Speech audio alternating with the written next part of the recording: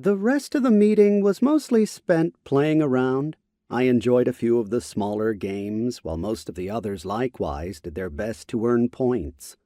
Although they rarely spent the points that they earned in these meetings, they still had the mindset to save up for when they needed it. That situation was proven when it was time to buy the fourth tier of the various branches of magic. In the end, when it was time to leave, I looked at the tallied points. The one with the most was Oravi, with nearly 8,000 points. That much didn't surprise me, as the winner of the last meeting had over 6,000 already. What did surprise me was the fact that both Tsubaki and Dana came in a close second and third with 6,500 and 6,600 points respectively. Dana seemed infinitely pleased by her results, even though she didn't know just how valuable those points were. After adding in the points that I had gotten from Grimoire and the points from defeating the invading forces, my total balance had risen to a bit over 230,000. It was likely that this number was quite high, even for a second-rank keeper. However, I wasn't exactly in a hurry to spend those points, as it was more important to allow my worlds to develop on their own first. At most, I would create a new world for Leowen, if she decided that she wanted to control one of her own. We decided to go back a few hours before the time limit was truly over.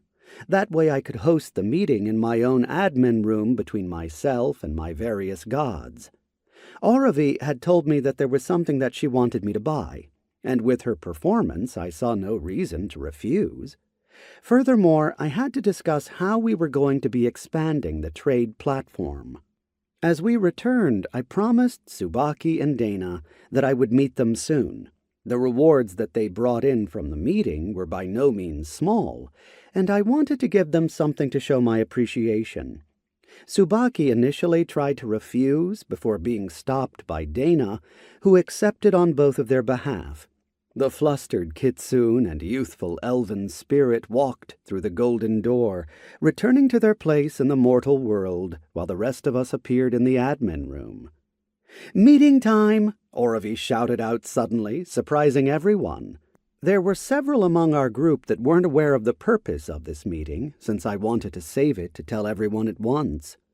The halfling goddess immediately ran to the hall, moving towards the doors for those who had chosen not to attend the keeper meeting, to call them over. Naturally, this included Chell as well. While she wasn't a god herself, she was the research assistant for James, who had a specialty in void-folding mechanics. If there was anyone that would be able to help Leowen learn how to control her power to create materials from the energy of the void, it would be her.